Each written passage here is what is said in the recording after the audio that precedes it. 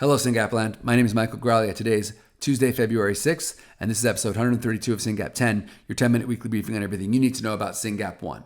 Today, Encoded Therapeutics was given permission by the FDA to do clinical trials in their gene therapy for Dravet syndrome, also known as SCM1A. This is absolutely huge news. If you've been watching this series, you know that the Dravet Syndrome Foundation was one of the inspirations for the SYNGAP Research Fund. I've learned a lot about Dravet, and I sincerely hope that this therapy is helpful and reduces the suffering of the children in that community. Also, great news, a week ago, Jaguar Therapeutics was given permission to do a gene therapy in patients with Phelan-McDermott syndrome, aka SHANK3. This is incredible news for a couple reasons. This means we are in the fifth week of 2024, and 2 INDs for gene therapies for monogenic disorders have been approved. This is incredible news. Last year, by my count, there were only 2 the whole year, and those were for Rett syndrome with Taysha, and then for NGLY1 with Grace Science. In the whole year, we are 5 weeks into the next year, and we've already seen 2 approvals. Are we going to see an approval for SYNGAP 1 this year? I would be surprised. Do I hope we're going to see an approval for SYNGAP 1 in a year or 2? I hope so. And I think that the success of these trials and what we learn from them will definitely inform what will happen in all other monogenic neurodevelopmental disorders like SYNGAP 1 related disorders. So this is a really big deal, and we should all be excited about the progress that is happening in the field. And I wanted to start there just to give everyone hope, right? There's broadly speaking 3 buckets of therapies that we need to deal with. One of them is high-end gene therapies, kind of like what we're talking about. This is one and done. One of them is ASOs, also very high-end, multiple doses. I've talked about the differences before. And then also repurposing. And I'll tell you right now, repurposing is on, right? As we know, there's a trial right now for RAVICTI. There's almost 10 SYNGAP patients enrolled in that trial receiving RAVICTI. Rarebase is doing a final analysis on their data, and they're going to come back to us with a list of drugs. And Dr. Chow, who also presented at our meeting, shared at least one drug, and I had a meeting about that today. And what do all these drugs have in common? We're going to put them in humans, or we are putting them in humans, and we're going to need something to measure, which is one of the things we work on ceaselessly at the SYNGAP Research Fund, trying to figure out how to measure things. And we had an announcement about a week ago, a little more, that Aparito accepted SRF into their patient accelerator with a goal of identifying digital biomarkers, which in English means we're working with a company who thinks about nothing else to identify things we can measure in trials via wearables, videos, questionnaires, etc. So look forward to an invitation to participate in the Aparito study. We're looking for parents who are willing to do some interviews and some questionnaires there. That's super exciting. So I started talking about, hey, gene therapies are happening. This is real, right? We are looking for gene therapies, oligos or ASOs, and repurposed drugs. And in all cases, we need things to measure. Obviously, SRF has been working on this for a while. You saw at our scientific meeting talk about the EEGs, and we just announced that we're partnering with Aparito to find digital biomarkers. Pretty incredible. Pretty incredible. A lot of reason for hope. Tremendous amount of work going on here at SRF behind the scenes. And I encourage everybody to really keep paying attention and to participate in our fundraisers. We have a big fundraiser coming up, Sprint for SYNGAP. I'll talk about that more in a second. But I want to keep this thread of repurposed drugs. And I want to share with you guys some of the hard things we've been thinking about as it relates to repurposed drugs, because this is where the rubber hits the road, team. I have been talking to patients who are on RAVICTI, and I've been talking to another family who's on another drug. It's a little early to talk about that. And the challenge we're seeing is in some cases, we are seeing pretty radical seizure reduction. And in some cases, we are seeing increase in function, increase in verbalization, whatever. But in all those cases, we're also seeing other challenging behaviors, sometimes anxiety, sometimes aggression, yada, yada, yada.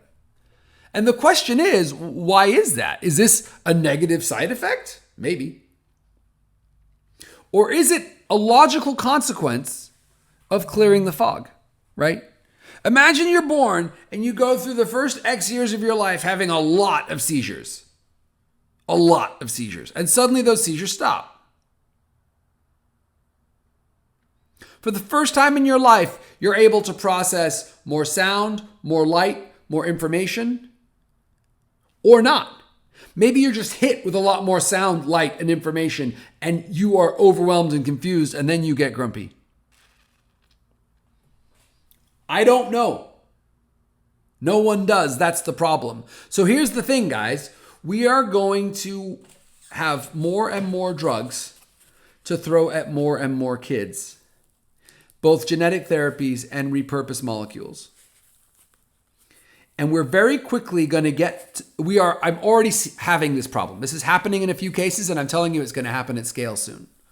We're having more and more parents talk to really smart doctors saying, I'm not sure if this is good or bad. Yes, seizures have gone down. Yes, verbalizations have gone up. Yes, aggression and anxiety are sometimes also going up, and sometimes they're not. Maybe we just need a smaller dose. Maybe we just need to tolerate this drug a little longer and let the kid figure it out. How much patience do you have, parent? It's really hard questions, and it gets me to the heart of how are you going to know what better looks like, right? And I want everyone to imagine that in the next 3 months, 3 to 6 months, this is not make-believe. I think this is reasonable to expect.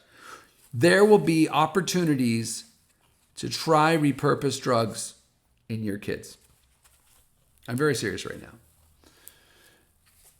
And you're going to put this drug in your kid and you're going to watch him like a hawk and you're going to be like, wait, is that different? Is that new? Did they do that last month? What happened? And you're going to start taking lots of notes.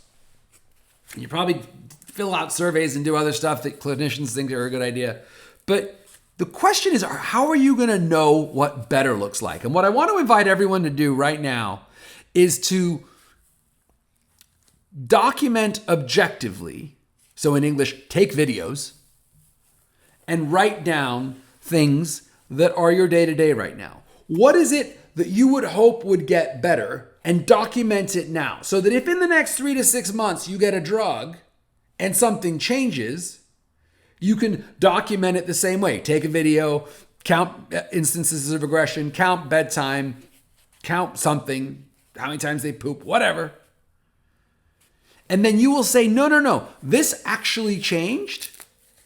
And here's the proof. Either here's the data, here's the things I counted, or here's the video of before and after. I've been talking to a couple parents who are like, holy smokes, I don't think I've seen this before.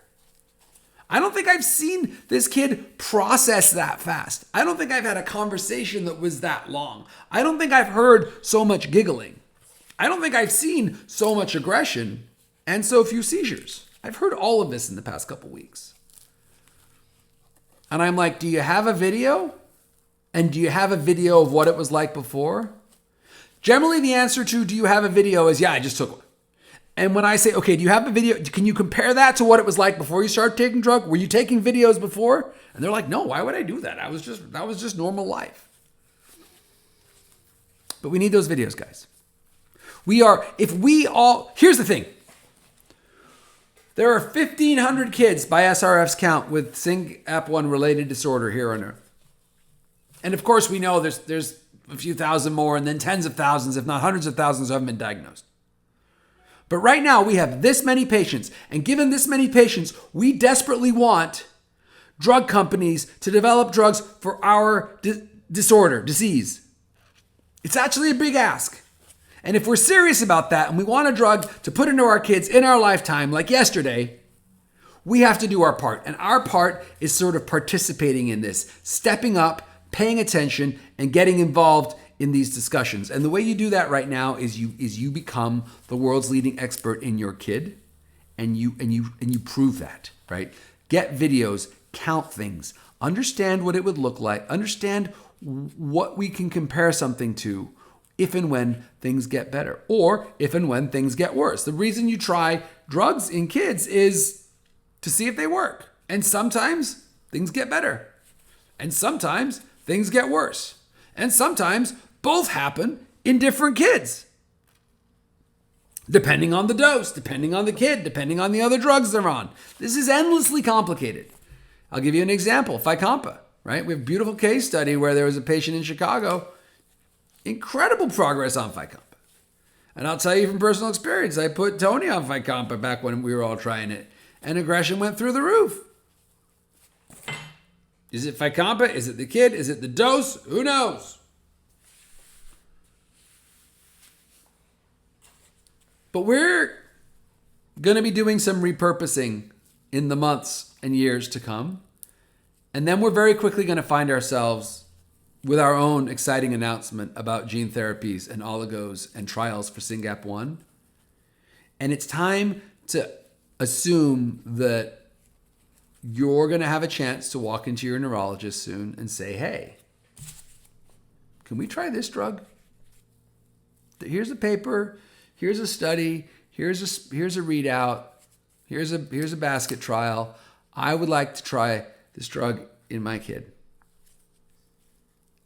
And there'll be some protocol and there'll be surveys and stuff you have to do. But will you have videos? Will you know what you're going to count in your house for your kid? That's my challenge to you guys today. That's what I've been really thinking about lately, because I'm telling you guys, this is coming. I have had so many meetings about repurposed drugs, and I've got a few more on my calendar. And I'm telling you, it's going to get really fascinating and really complicated pretty soon. Which brings me to two more points. For those people wondering about RAVICTI and what's going on with RAVICTI and all of that stuff, there is a Facebook group just for parents of rare disease kids thinking about RAVICTI. I will put the link in the show notes. It is not an SRF group. It is just a Facebook group where all the people who are on RAVICTI are talking about things. If you want more information on that, go there. The trial itself is being recruited by Will Cornell by invitation. We are helping them with that. So, if you're interested and your kid's having countable drops, let me know. I'm pretty sure that's full, but I could be wrong. That was point one, so the RAVICTI group. And point two is I want to thank the 4 teams who have already launched their fundraisers for Sprint for SYNGAP. Sprint for SYNGAP is our annual peer-to-peer fundraiser, which means you and your family could set up a team for your kiddo, and you can do a fundraiser. And on April 27th, I believe it is, people will be running, walking, crawling, whatever it is, to raise money for SRF and SYNGAP1 science and research. And that's really exciting. And we're going to need those funds to continue all this work I'm talking about on repurposing and to get ourselves organized for these trials. Speaking of trials, I want to make one last plea for the Rochester survey. There is a survey out of the University of Rochester. It is 10 to 15 minutes long. They are looking at 5 diseases, one of which is SYNGAP1 related disorder, and they are their max for any disease is 200 patients. Right now we have 159 Syngapians in that study. 159. We are definitely leading the pack. I want 40 more people to take that survey, people. I will put the link in the show notes. Please take that survey. Someone's paying for this work. Someone's going to publish this study. Someone's going to look and see. And we need to send the message to every drug company who reads this paper. Hey, SYNGAP1, we're ready to roll. You gave us max 200 and we used every single spot. And these questionnaires are a way to think about, if you read these questionnaires, if you go take this questionnaire, somebody is thinking about, okay, how would I design a SYNGAP trial? Go ahead and give them your opinion so that when the trial is designed, your opinion is counted. There's a lot more than 159 people on earth who speak English that are raising Syngapians. So I'm going to put this link in the show notes. I think it's syngap.fund/roch for Rochester, ROCH 24.